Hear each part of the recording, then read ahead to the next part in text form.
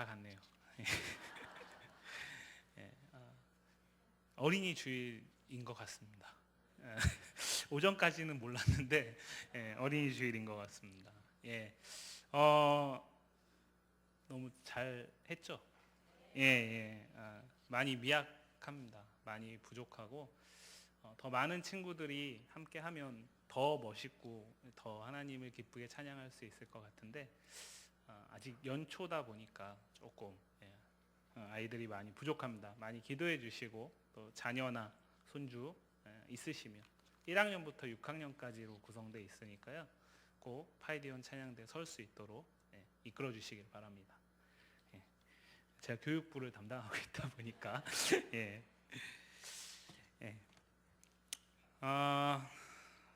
오늘 본문 앞에 있는 본문에서 우리가 지난 시간 살펴보았듯이 이 전도서 기자는 삶이 하나님의 선물이라고 우리에게 강변했습니다. 전도서 기자는 우리의 삶이 그 자체로 하나님의 선물이다라는 것을 받아들여야 된다라고 이 말씀을 대하는 우리에게 가르쳐 줬습니다. 그 자리에서 말씀을 들을 때 그리고 이 말씀을 대할 때 그렇지. 정말 이 삶은 때론 힘들고 때론 어려울 수 있지만 하나님이 내게 주신 선물이지라고 우리가 언제나 그렇게 받아들일 수 있으면 참 좋을 텐데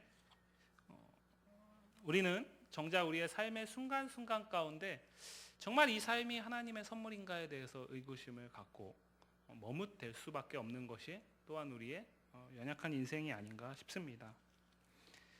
우리가 왜 이 질문 앞에 늘 언제나 당당하게 하나님의 선물이다, 내 삶은 하나님의 선물이다 라고 말할 수 없냐면 우리의 삶이 불확실성 가운데 놓여있기 때문입니다. 그리고 이것은 믿는 자이건 그렇지 않건 이 땅에 있는 모든 인생에게 모두 놓여져 있습니다. 그리고 그것은 우리에게 삶에 대해서 늘 긍정할 수도 또 늘 부정할 수도 없게 만드는 이유입니다. 이것을 잘 드러내고 있는 고사가 세옹지마라는 고사죠. 이야기를 다 말씀드리진 않을 거고요. 핵심은 그런 겁니다. 오늘 좋은 일이 있다 그래서 그걸로 인해서 마냥 기뻐할 수 없는 이유, 또 오늘 고통스럽고 원치 않는 일이 생겼다 그래서 그로 인해서 마냥 슬퍼할 수 없는 이유, 그것이 바로 이 알 수 없는 우리의 인생의 불확실성 뒤에 무엇이 기다리고 있는지 우리가 미리 알 수가 없기 때문에 그로 인해서 우리는 마냥 기뻐할 수도 마냥 슬퍼할 수도 없고, 만약에 그렇다면 표면적으로 눈앞에 보이는 일 가운데 그것이 내게 원하는 일이라 그래서 마냥 기뻐하고 그것이 내게 오늘 원치 않는 일이라 그래서 마냥 슬퍼하고 고통스러워한다면 그것은 그렇게 지혜로운 일이 아니다라고 말하는 게 세옹지마라는 고사가 말하는 것입니다. 그러나 오늘 지혜자는, 오늘 이 전도서 기자는 우리에게 분명히 우리의 삶이 알 수 없는 인생 속에서 불확실한, 우리가 도저히 가늠지을 수 없는, 뒤에 무엇이 나타날지 알 수 없는 그 삶 속에 있지만, 세상 사람들이 생각하는 것과 마찬가지로 우리의 삶 역시도 그러하지만 그럼에도 불구하고 분명히 더 나은 것이 있다라고 말을 하고 있습니다. 우리가 함께 읽었던 본문 가운데 7장 1절부터 12절까지의 말씀을 보시면, 아까 읽었던 부분 잠깐 생각해 보시면 무엇보다 더 낫고 보다 나으며 이런 표현이 계속해서 반복되고 있습니다. 전도서 처음에 말씀드렸듯이 전도서는 지혜 문학의 양식을 따릅니다. 그렇기 때문에 전도서 기자는 여기에서 본인이 하고자 하는 그 메시지의 핵심을 반복이라는 방법을 통해서 나타내고 있습니다. 그런데 오늘 7장 1절부터 12절까지에서 전도서 기자는 분명히 보다 더 나은 것이 있다라고 말을 합니다. 한번 천천히 보시면 1절 말씀에 좋은 이름이 좋은 기름보다 낫다. 죽는 날이 출생하는 날보다 낫다. 3절 말씀에 슬픔이 웃음보다 낫다. 또 5절 말씀에 지혜로운 사람의 책망을 듣는 것이 우매한 자의 노래를 듣는 것보다 낫다. 8절에도 있고요. 또 11절에도 있습니다. 12절 안에서 계속해서 이 전도서 기자는 반복하면서 이 말씀을 대하는 우리에게 보다 더 나은 것이 우리의 삶 가운데 있다라는 것을 알라라고 말을 하는 것입니다.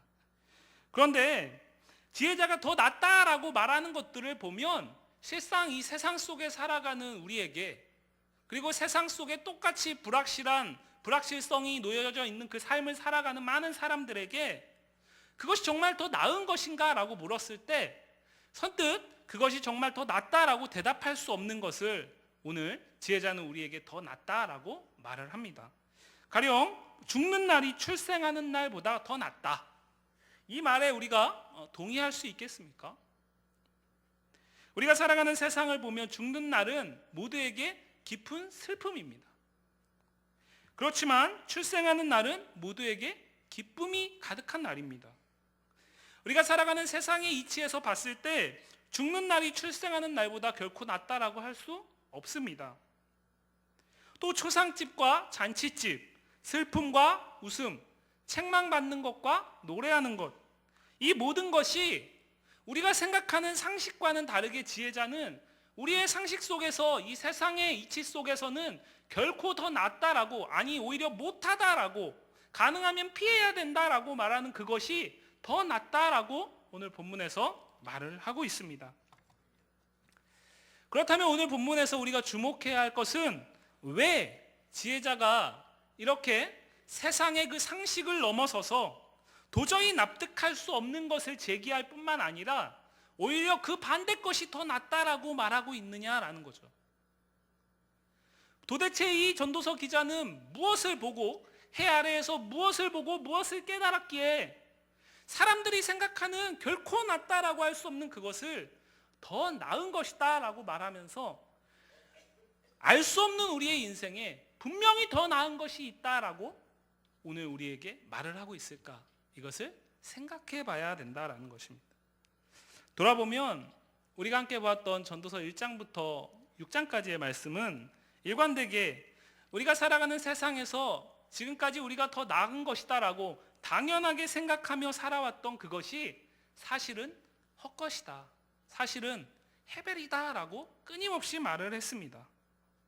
그러나 그것은 우리의 인생 자체가 무의미하다라는 것이 아니라 하나님을 떠나서 세상의 가치를 따라간다면, 하나님을 떠나서 세상의 가치를 추구하고 맹목적으로 쫓아가는 삶을 살아간다면 그 삶은 무의미하다라는 뜻이었습니다. 그 결과 오늘 전도서 기자는 설교 서두에 언급했듯이 삶이 하나님의 선물이다라는 것을 알아야 된다라고 지난 시간에 살펴봤던 본문에서 이 전도서 전체의 전반부를 마무리하면서 이야기했습니다. 오늘 본문에서 세상의 관점으로 보았을 때 더 낫다고 여기는 것들, 그것은 일관되게 전도서 안에서 전도서 기자가 헛것이다, 해벨이다 라고 말했던 것들입니다. 오늘 본문에서 지혜자는 모두가 이 헛것으로 둘러싸여 있는 이 해벨뿐인 세상에서, 인생 속에서 무엇이 더 나은 것인가를 안다면, 그것을 아는 지혜를 소유한다면 그 사람의 삶은 분명 하나님의 선물이다, 그 사람은 분명 삶이 하나님의 선물이다 라는 것을 깨닫고 믿게 될 것이다 라고 말하고 있습니다. 그런데 오늘 지혜자가 더 낫다라고 얘기하는 것들은 가만 보면 공통점이 나타나는데, 그것은 무엇이냐면 역경, 고난, 환난, 어려움과 연관이 되어 있다라는 거죠. 우리가 살아가는 세상 속에서 다소 부정적인 가치와 연관이 되어 있다라는 것입니다. 세상에서는 가능하면은 겪지 않는 것이 복이다라고 말하는 그것을 오늘 지혜자는 오히려 더 나은 것이다라고 말을 한다라는 거죠. 그리고 그 극점에 있는 죽음의 문제까지 오늘 다루고 있습니다. 많은 것들이 있는데 왜 지혜자는 이것을 더 나은 것을 말하면서 비교의 대상으로 삼고 있겠습니까? 그것은 역설적으로 우리가 살아가는 이 삶이 하나님이 내게 주신 선물이다라고 선뜻 말할 수 없게 하는 것들이기 때문입니다.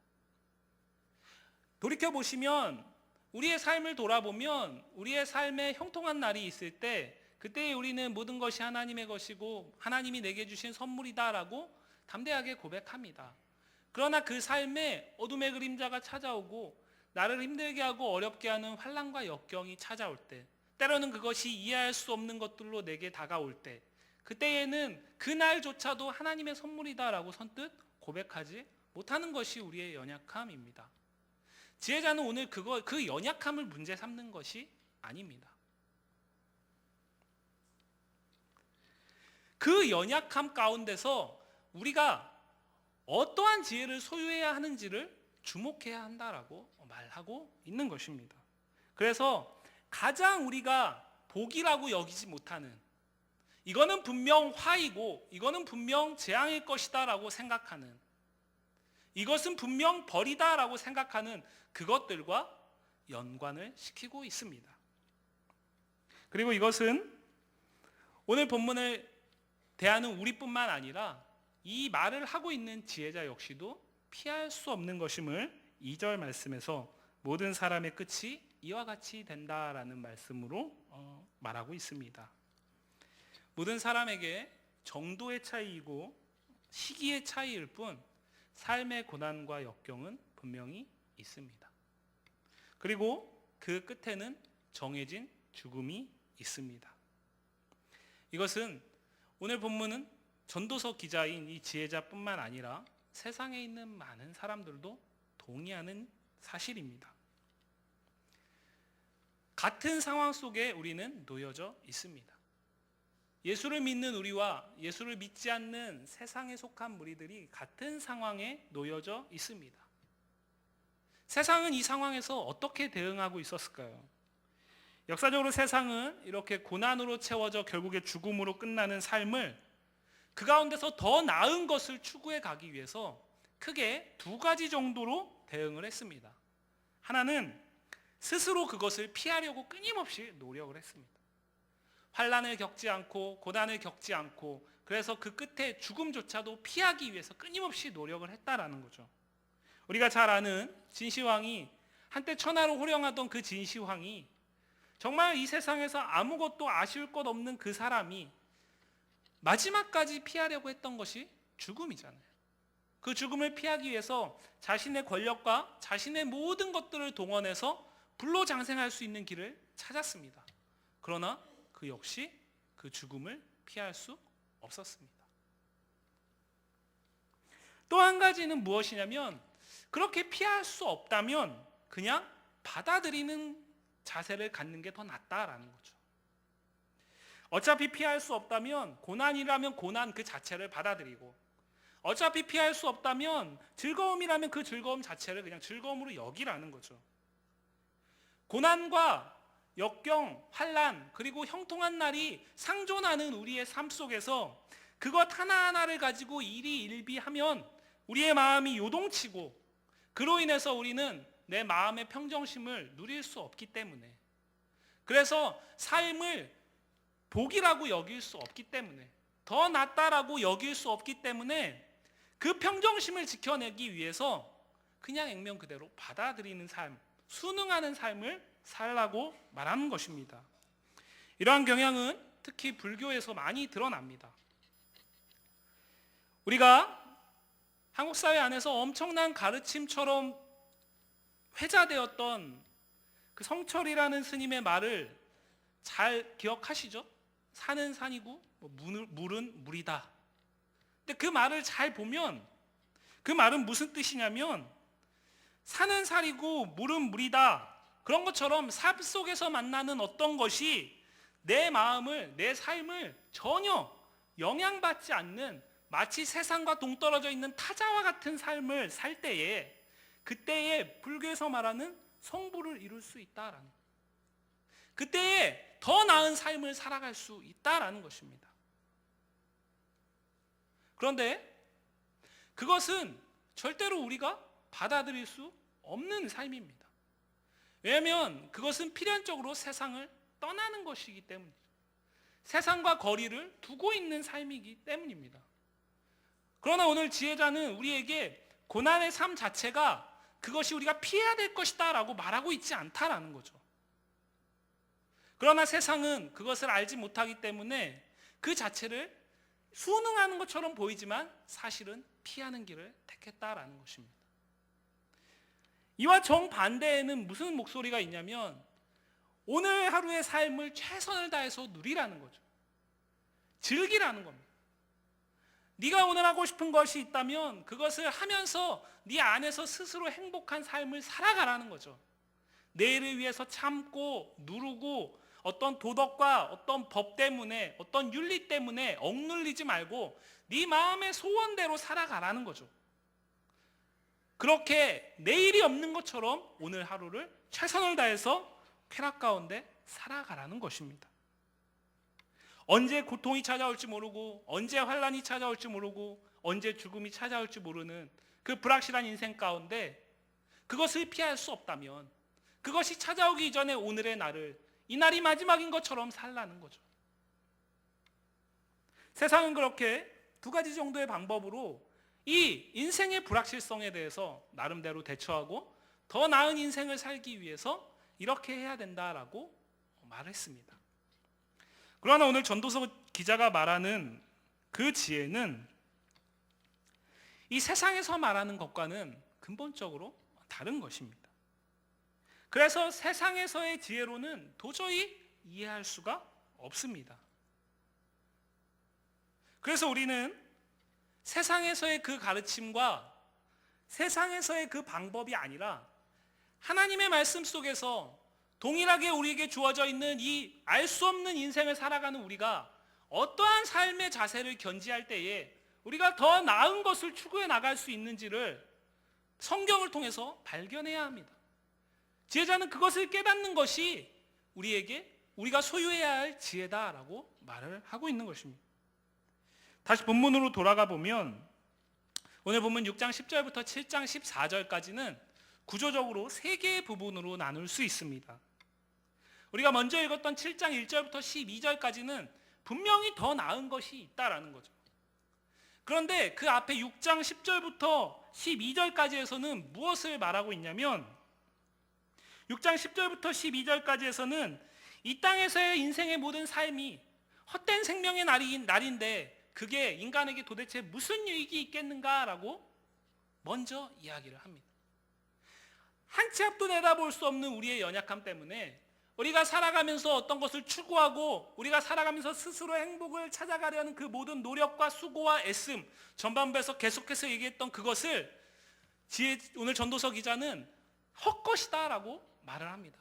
그 헛것을 끊임없이 추구하면서 나름대로 행복을 찾아가는 것, 그것은 무익한 것이다 라고 먼저 이야기를 합니다. 그런데 그 말 이후에 두 번째 부분에서 그럼에도 불구하고 분명 더 나은 것이 있고 그 더 나은 것을 찾는 자가 참 지혜 있는 자다라고 말을 하는 거죠. 그리고 마지막 부분에서는 결론을 맺고 있습니다. 말씀을 조금 더 자세히 살펴보면요, 오늘 6장 10절 하반절 말씀해 보시면 사람이 자기보다 강한 자와는 능히 다툴 수 없다라고 말하고 있습니다. 여기서 강한 자는 누구일까요? 말씀을 보면 자기보다 강한 자, 그래서 자기와 사람과 어떤 비교급에서 좀 더 우월하고 좀 더 나은 이런 어떤 대상을 말하는 것처럼 생각할 수 있는데 여기서 말하는 강한 자는 사람이 절대로 다툴 수 없는 자다라고 말을 합니다. 그리고 6장 10절부터 12절 안의 말씀을 보시면 이 강한 자 앞에서 인간의 삶은 헛되다라고 얘기를 하고요, 그 아래서 인간은 무엇이 더 나은지 분별할 수 없다라고 말을 합니다. 그러나 이 강한 자는 사람에게 이미 사람이 어떠한 길을 가고 사람이 어떠한 존재인지를 안다라고 10절 상반절에 말하고 있습니다. 정리하면 이 강한 자는 알 수 없는 인간의 모든 일을 아시고 그 앞에 인간의 삶은 헛것일 뿐이며 어떤 사람도 그래서 그와 다툴 수 없다라고 이야기를 합니다. 전도서 기자는 먼저 6장 10절부터 12절에서 인간의 문제가 무엇이냐면 그것은 인생을 알 수 없다라는 거였죠. 그것은 우리의 인생이 불확실하다라는 것이다라고 먼저 말을 했습니다. 그런데 그 인간의 한계, 그 한계를 만든 분이 바로 강한 자다라고 이야기를 하는 거예요. 그래서 그 강한 자 앞에 인간이 놓이게 되면 한없이 작아지는 거죠. 그저 무능하고 그저 아무것도 할 수 없는 무기력한 존재일 수밖에 없다라는 것입니다. 그럼에도 더 나은 삶이 있다라는 것을 7장 1절에서 12절 사이에서 말을 하고 있고요. 그래서 전도서 기자의 결론은 무엇이냐? 우리가 오늘 조금 더 집중해 볼 부분은 13절과 14절 말씀인데요. 우리 13절 말씀 한번 같이 읽어보겠습니다. 13절 말씀 같이 읽습니다. 하나님께서 굽게 하신 것을 누가 능히 곧게 하겠느냐. 아멘. 첫 부분인 6장 10절에서 12절 사이에 나왔던 강한 자는 오늘 7장 13절에서 누구라고 말하고 있습니까? 그분은 하나님이라고 말을 합니다. 우리의 예측대로 이 강한 자는 하나님입니다. 우리가 알 수 없는 인생, 그 인생 속에서 그 인생을 살아가면서 우리가 할 수 있는 것은 아무것도 없습니다. 그런데 오늘 전도서 기자는 할 수 있는 것이 하나 있다라고 얘기를 하고 있어요. 그것이 무엇입니까? 7장 13절 말씀에 나오는데요. 알 수 없는 인생, 그 인생의 불확실성 안에서 그 한계 가운데 우리가 할 수 있는 건 단 하나밖에 없다라고 얘기해요. 하나님 앞에서 우리가 가질 수 있는 자세는 딱 하나밖에 없다라고 얘기를 합니다. 그것이 무엇입니까? 7장 13절 말씀 보시면 하나님께서 행하시는 일을 보는 것뿐입니다.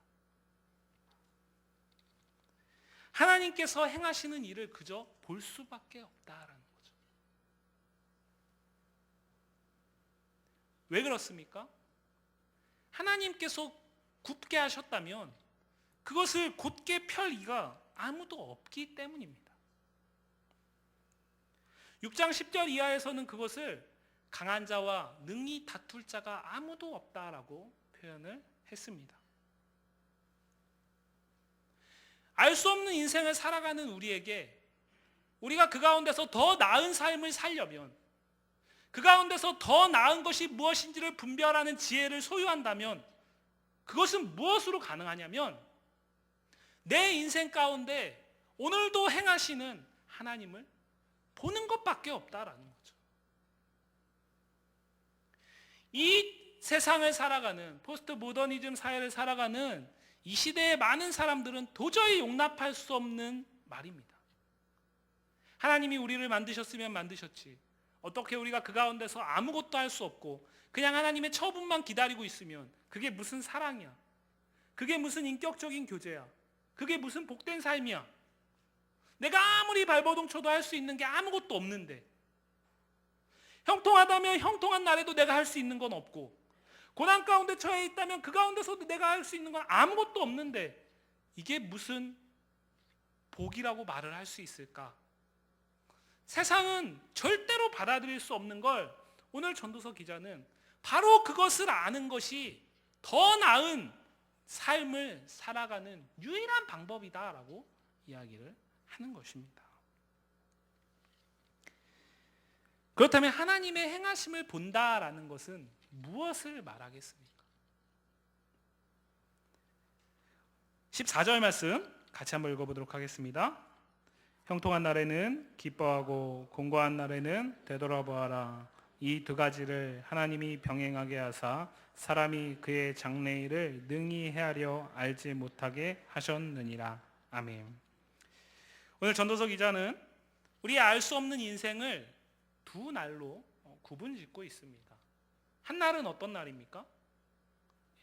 우리가 너무나 간절히 원하는 1년 365일 그랬으면 좋을 것 같은 형통한 날, 좋은 날, 복된 날입니다. 또 한 날은 어떤 날입니까? 우리가 절대로 만나고 싶지 않은 곤고한 날입니다. 이 세상에 있는 모든 사람은 그 인생의 양상이 다르고 그 인생이 추구하는 가치가 다르지만 그 인생에는 반드시 두 날이 있습니다. 한 날은 모든 사람이 간절히 원하는 형통한 날이고, 다른 한 날은 모든 사람이 절대로 가능하면 겪지 않기를 원하는 곤고한 날입니다. 우리에게 형통한 날에는 이 날이 하나님이 우리에게 주신 복이다, 이 날이 하나님이 우리에게 주신 선물이다 라고 받아들이면서 그 좋은 날 겪게 하시는 하나님이 내 삶에 어떻게 간섭하시고 내 삶을 어떻게 주관하시는지 보는 것 어렵지 않습니다. 그저 우리는 두 손을 들고 하나님이 모든 걸 다 하셨습니다. 하나님이 내 삶을 오늘도 이끄십니다. 그래서 내가 이 복된 삶을 살고 있습니다 라고 고백할 수 있습니다. 문제는 곤고한 날입니다. 그 한 날이 없으면 좋겠는데 돌이켜보면 우리에게 사실 이 날이 더 많다라는 거죠. 돌이켜보면 우리에게 좋은 날, 형통한 날보다는 어렵고 고통스럽고 곤고한 날이 더 많다라는 것이 문제입니다. 그런데 오늘 전도서 기자는 바로 그 곤고한 날에 무엇을 해야 된다라고 말을 하고 있습니까? 되돌아보아야 된다라고 말을 합니다. 되돌아본다는 게 무슨 뜻일까요?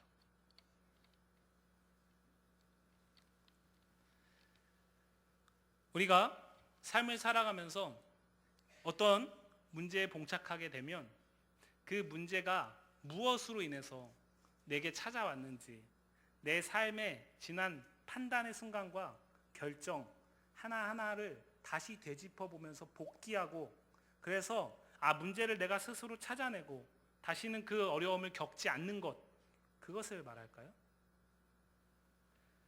성찰하는 삶을 말하는 것일까요? 그렇지 않습니다. 만약에 오늘 전도서 기자가 문제 가운데 곤고한 날에 이것이 왜 오늘 내가 이 곤고한 날에 처할 수밖에 없었을까?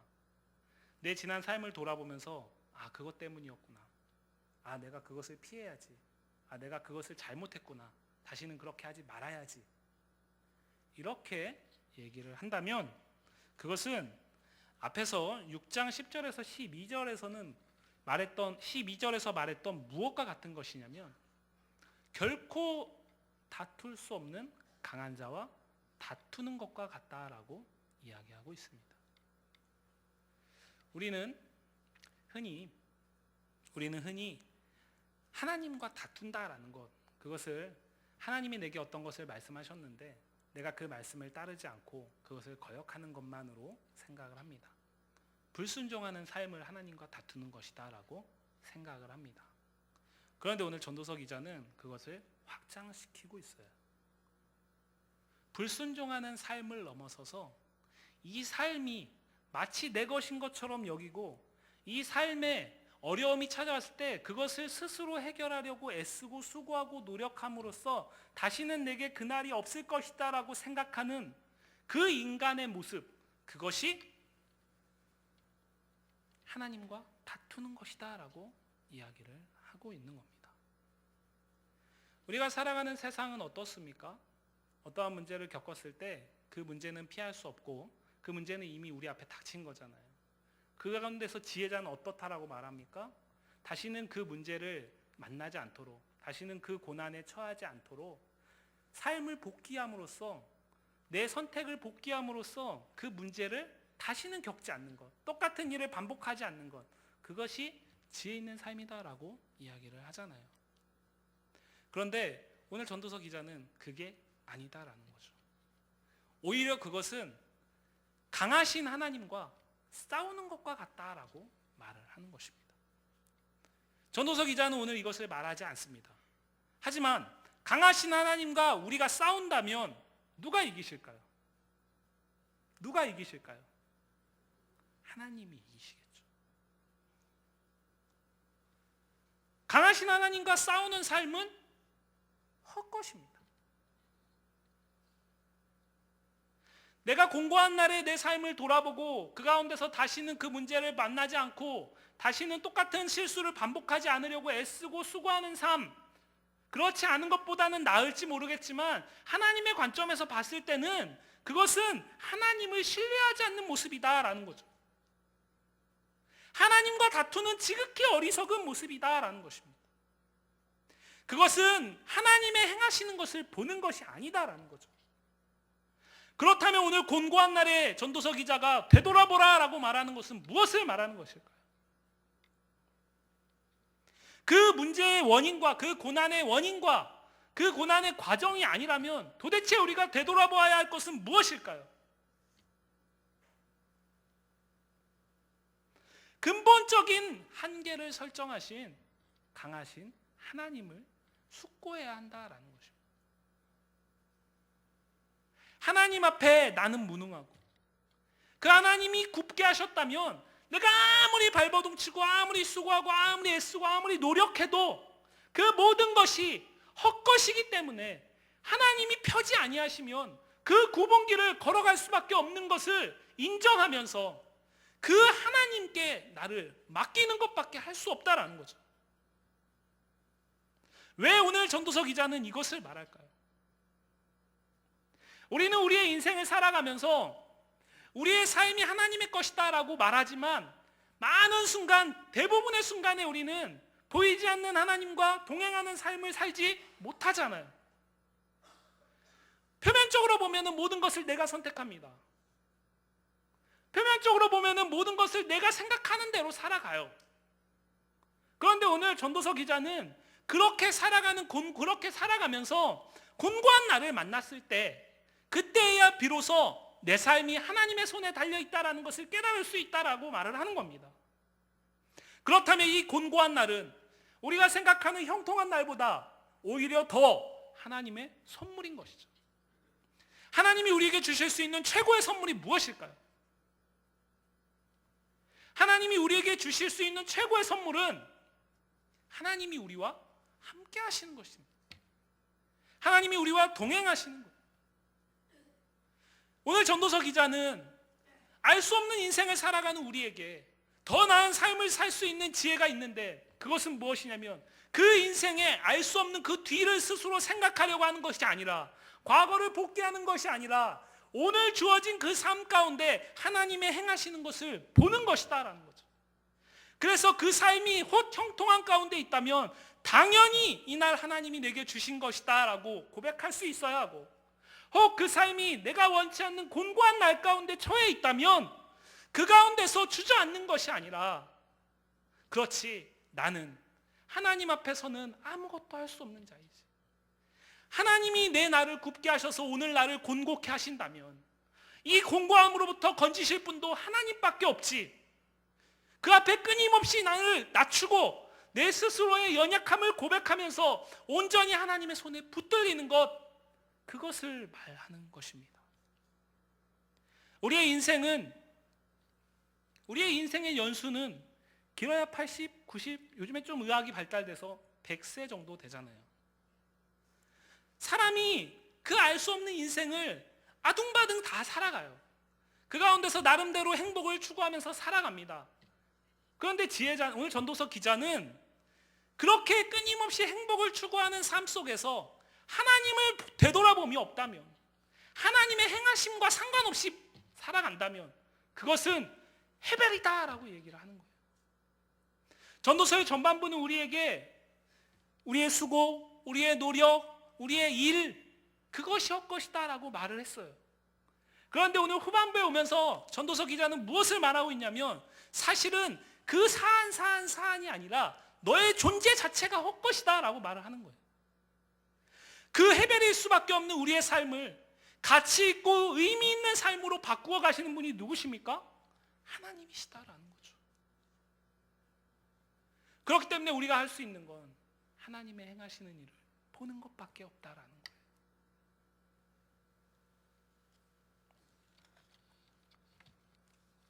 하나님을 주목하고 하나님께 집중하는 것, 그것밖에 우리가 할 수 있는 것이 없다라는 것입니다. 이것은 우리가 마지못해서 하는 것이 아니에요.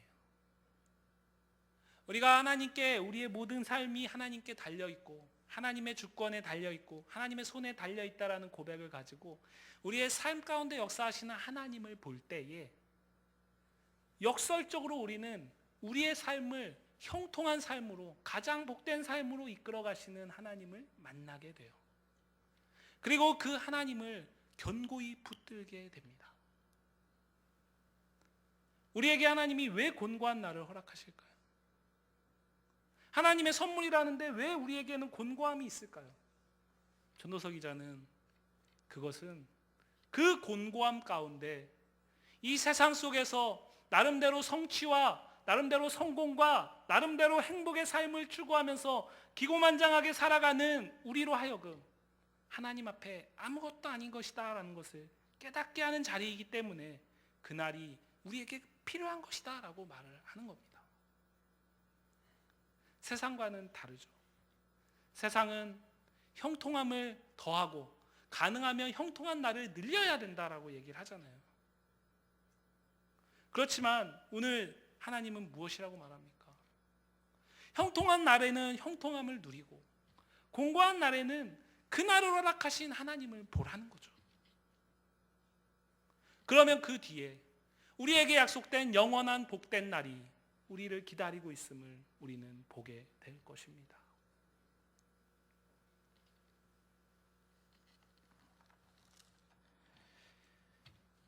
우리 모두는 알 수 없는 인생을 오늘도 살고 있습니다. 형통한 날만 있기를 세상과 똑같이 우리 역시도 원하지만 곤고한 날이 상존합니다. 그래서 세상은 행복을 위해 형통한 날을 더 많이 살아가라고 말합니다. 그리고 그 세상에 한 발을 딛고 있는 우리 역시도 우리의 행복을 스스로 추구할 수 있는 것처럼 살아갑니다. 그를 위해 더 노력하고 더 희생하고 더 수고하고 그렇게 살아가라고 말하고 우리 역시 따라가고 있는지 모르겠습니다.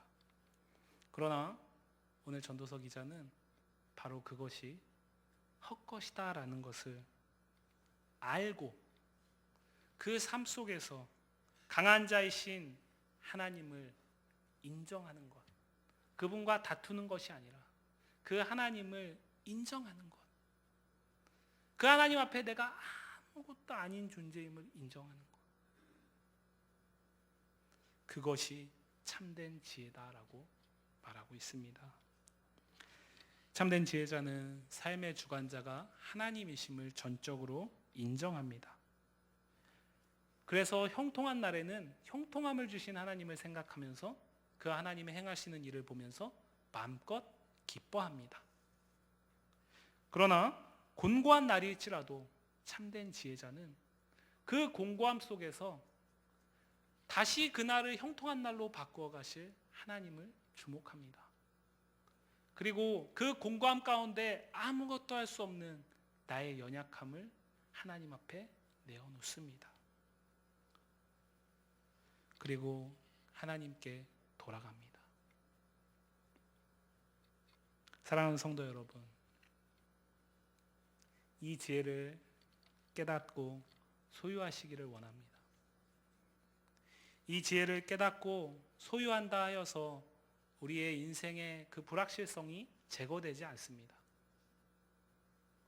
그렇지만 우리가 이 지혜를 깨닫고 소유한다면 우리는 전도서 안에서 일관되게 얘기했던 오늘의 삶 자체를 하나님의 선물로 여길 수 있고 그날이 혹 곤고한 날일지라도 오히려 하나님과 더 가까워지는 은혜의 시간으로 삼을 수 있을 것입니다.